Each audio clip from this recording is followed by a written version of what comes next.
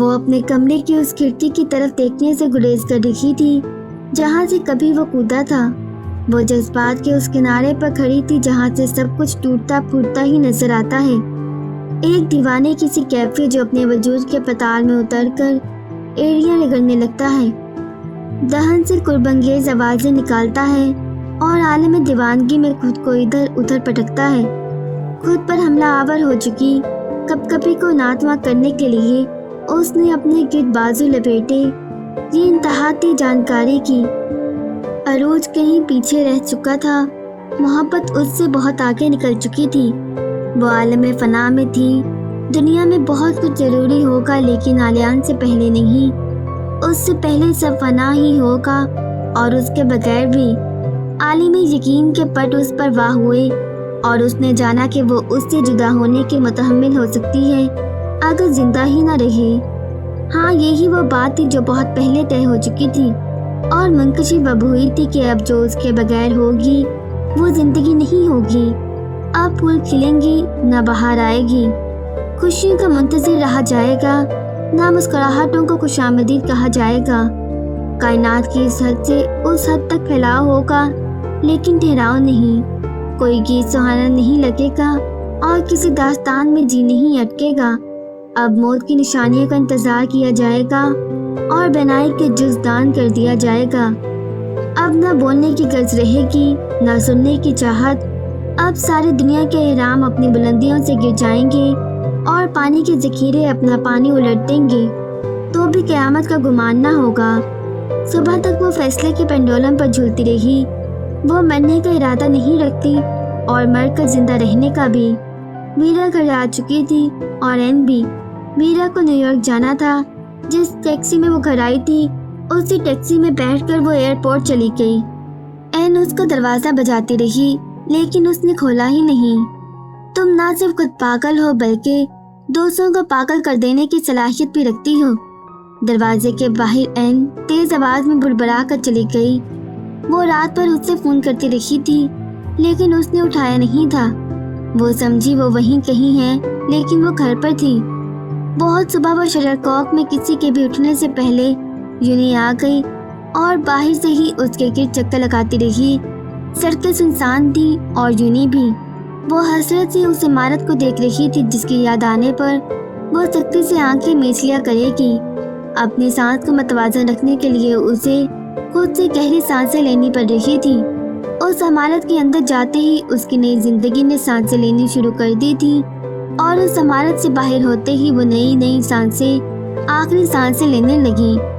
ادھر ادھر کسی پارک میں بیٹھے، فٹ پاتھ پر چلتے، کافی شاپس کی شیشوں کی دیواروں سے اندر جھانکتے اور مانچسٹر پر آخری اڑان بھرتے جیسے پرندوں کو دیکھتے اس نے کافی وقت گزار لیا اور پھر وہ اپنے اسٹور آ گئی۔ تمہاری ڈیوٹی تو شام میں نہیں؟ مینیجر نے پوچھا۔ اسٹور روم میں کچھ جوتے ہیں، وہ مجھے خریدنے ہیں۔ وہ ذرا اٹک کر بولی، ٹھیک ہے۔ وہ اسٹور روم میں آ گئی اور وہ جوتے اٹھا لائی جسے آلیان نے پہن کر دیکھا تھا اور جب بادشاہ اس نے ایسی جگہ چھپا دیے تھے کہ کوئی اور ورکر انہیں دیکھ کر خرید نہ سکے۔ جوتوں کے وہ 3 عدد جوڑے تھے۔ مینیجر نے انہیں دیکھا تو شرارت سے مسکرانے لگا۔ بے شک ان میں نقص معمولی ہیں لیکن پھر بھی میں تمہیں مشورہ دوں گا کہ اس شاہی خاندان کے فرد کے لیے تم انہیں بھی معمولی سمجھو اور ان 3 کے بجائے تم ایک وہ لے لو جسے میں نے ایک میگزین میں پرنس ہیری کو پہنے دیکھا ہے۔ اس نے مسکرا کر کہا لیکن اس کی تحریک سنجیدہ تھی۔ وہ مسکرا نہیں سکی اور بتا نہیں سکی کہ جوتے آلیان کے لیے معمولی ہی ہوں گے لیکن اس کے لیے بہت خاص ہیں۔ وہ انہیں اپنے پاس رکھنا چاہتی ہے۔ وہ ان باقیات کو اکٹھا کر رہی ہے جو پورا آلیان نہیں بنا سکتی۔ پھر کیا ارادہ ہے پرنس ہیری کے جوتے کے بارے میں؟ جس انداز سے آلیان اسٹور آتا تھا سب کو اندازہ ہو چکا تھا کہ وہ جوتے لینے تو ہرگز نہیں آتا، بلکہ ایک بار مینیجر نے شیشے کے پار سڑک کی طرف اشارہ کیا اور کہا، دیکھو کیا یہ وہی ہے جس نے آج تک ہمارے اسٹور سے کچھ نہیں لیا سوائے تمہارے قیمتی وقت کے؟ امرا چڑ جاتی، پتہ نہیں، اس کی آئس کریم ختم ہو چکی ہے اور تمہاری جاب ٹائمنگ بھی۔ ویسے وہ تم سے کیا کہتا ہے کہ میں یہاں سے گزر رہا تھا تو سوچا तुम से हाय हेलो करता जाऊं, या वो ये कहता है कि मैंने मैनचेस्टर के फलां कोने में वाक़या फलां रेस्टोरेंट दरियाफ्त कर लिया है जहां मिलने वाले फिश सूप इतने मज़े का है कि गुमान होता है कि उसके शेफ ने उस पर कोई जादू पढ़ कर फूंका है। और सुनो, वो पिछले 15 मिनट से इधर उधर टहल रहा है। वो ऐसे 15 मिनट तक इंतज़ार नहीं करते। अगर वो तुम्हारे सामने ये झूठ करे तो तुम मिस्ट्री से मुस्कुरा सकती हो। अब वो उदासी से मुस्कुरा दी और नफ़ी में सर हिलाया कि हैरी के जूते नहीं चाहिए। जूते स्टोर में ही रखवा कर वो बाहर आ गई। वो अपने वाजिबात लेने आई थी, लेकिन फ़िलहाल उसने वाजिबात को चंद घंटों पर टाल दिया। उसने खुद को भी चंद घंटों के लिए टाल दिया। उससे शिकवा होने लगा कि मैनचेस्टर पर जो धुंध उतर रही है वो उसकी आंखों में क्यों घुस रही है कि उसे चलने फिरने में दुश्वारी हो रही है। अगर ऐसा ना हो तो वो तेज़ी से अपने काम समेट ले, बल्कि बहुत तेज़ी और फुर्ती से। और वो जो बार बार अपने वजूद पर किसी चीज़ के कायम होने का पता मालूम कर रही है तो उसे भी उससे फुर्सत मिले और उसके काले कोट के अंदर क्या चीज़ पाश पाश हो चुकी है, ज़रा दम लेकर उसका हाल चाल भी पूछे। उसने खुद को मैनचेस्टर को खोजते पाया। अच्छा ख्याल था कि वह मैनचेस्टर को खोज रही है। कई लोगों ने उसके गुलाबी गालों और सुर्खनम आंखों को टटक कर देखा। उस पर तरस खाया जा सकता था और उसने खुद को काबिल रहम ही बना लिया था। उसके अंदर एक जज्बा बार बार सर उठा रहा था कि वो दुनिया को आग लगा दे, और सबसे पहले खुद को। उसने नफरत से अपने खानदान के बारे में सोचा और फिर आखिरी नुक्ते पर ठहर कर वो खुद से नफरत करने में मशगूल हो चुकी थी। उसने दबे दबे गुस्से से दादा के बारे में सोचा और चाहा कि उन्हें अपने साथ खड़ा कर ले और उस शख्स की तरफ देखते रहने का हुक्म दे जो बर्निंग मैन के साथ जलकर राख हो चुका है। और क्या फिर भी दादा ये कहने का हौसला कर पाएंगे, हसब नसब लाओ। उसकी राख के ढेर पर भी खड़े होकर वो अपना सवाल नहीं बदल पाएंगे। क्या तब भी वो उसके दिल की बात मान लेने पर मजबूर नहीं हो जाएंगे। ठंडी फुहार उसका सर भिगो रही थी और वो उन किस्से कहानियों में गलता हो चुकी थी जो माशरे में किताबों में इधर उधर बिखरी पड़ी थी। वही जिनमें सब होता है, बस मिलन नहीं होता। दास्तान अमरा के साथ भी यही हुआ। बहुत कुछ उसने उल्टा पलटा कर दिया था और बाकी हालात ने वो किसी को राजी न रख सकी, खुद को न आलियान को। दोनों एक ही रास्ते पर चलते चलते एक दूसरे की पुश्त पर आ गए। वो अपनी वजूहात की वजह से पलट कर नहीं देख रहा था और ये अपनी पानी की धार बने, वो पानी के किनारे बन गए। घूम फिर कर वो फिर स्टोर आ गई अपने वाजिबात लेने। वाजिबात से ज़्यादा मकसद जॉब छोड़ देने का अंदिया देना था। तुम्हारा कोई पूछने आया था? उसे देखते ही मैनेजर ने उसे बताया। आलियान, सांस से भी पहले नाम उसके हलक से निकला। कोई साई था, मैंने कह दिया तुम आई थी और चली गई। साई, वो बड़बड़ाई। वो काफ़ी बार उसे फ़ोन कर चुका था लेकिन उसने कोई कॉल रिसीव नहीं की थी। उसने अपने अंदर साई के लिए भी नफरत महसूस की और गुस्सा भी। मुझे मेरे बकायाजात चाहिए, हाथ मसलते उसने कह दिया। तुम जॉब छोड़ रही हो? हाँ, उसने नज़रें चुरा कर कहा। कहीं और जॉब मिल गई है? मुझे जॉब की ज़रूरत नहीं रही अब। तुम ठीक हो अमरा? वो अब ठटका। हाँ बिल्कुल। बैठ जाओ अमरा, मैनेजर ने नरमी से कहा। वो शीशे की दीवार के पास रखे स्टूल पर बैठ गई और गीली सड़क को देखने लगी। कहीं जा रही हो? दोनों हथेलियों को मसलते अमरा ने चौंक कर गीली सड़क पर से नजरें हटाई।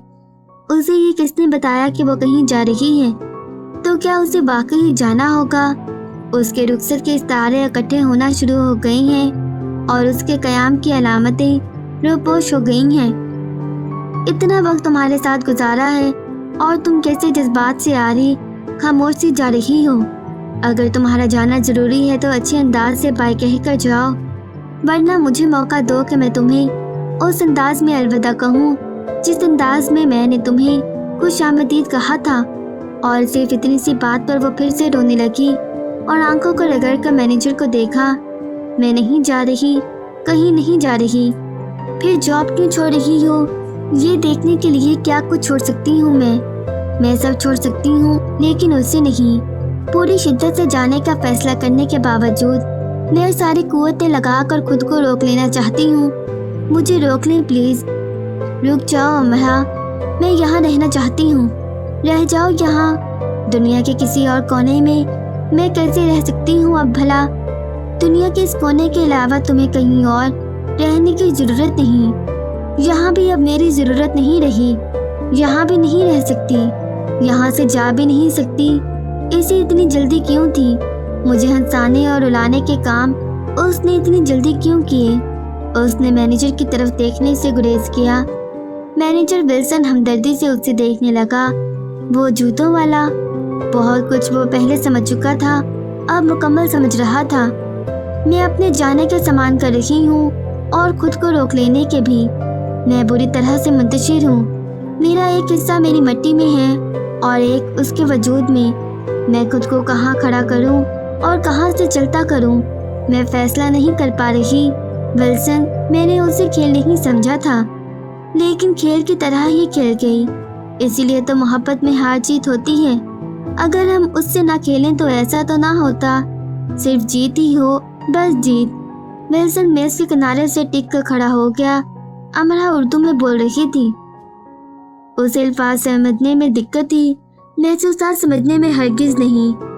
मैंने हर खूबसूरत शहर की तरफ सर उठाकर देखा है, आंखें गाड़ कर, दिल जमा कर, फिर भी मैं ये यकीन हासिल नहीं कर पाई कि मैं उनके सहारे जी लूंगी।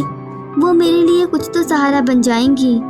देखो ये सड़क पर चलते लोग, हंसते मुस्कुराते लोग मुझे कितने हैबतनाक लग रहे हैं, और ये आसमान से बरसते फव्वार मुझे इस पर भी तरस आ रहा है। मुझे ये कैसी हकीर भी लग रही है। ये मेरे आंसू से मुकाबला कर रही है, और मैंने सारी बड़ी नेमतों को गिन कर देख लिया है। उनके अंबार भी मुझे दिए गए तो मेरे लिए राय बराबर खुशी का सामान ना हो सकेगा। मैं कभी हिसाब में अच्छी नहीं रही, और देखो आज हर गम के जवाब में वो निकलता है, और हर खुशी के सवाल में भी मेरा हिसाब अच्छा हो गया है।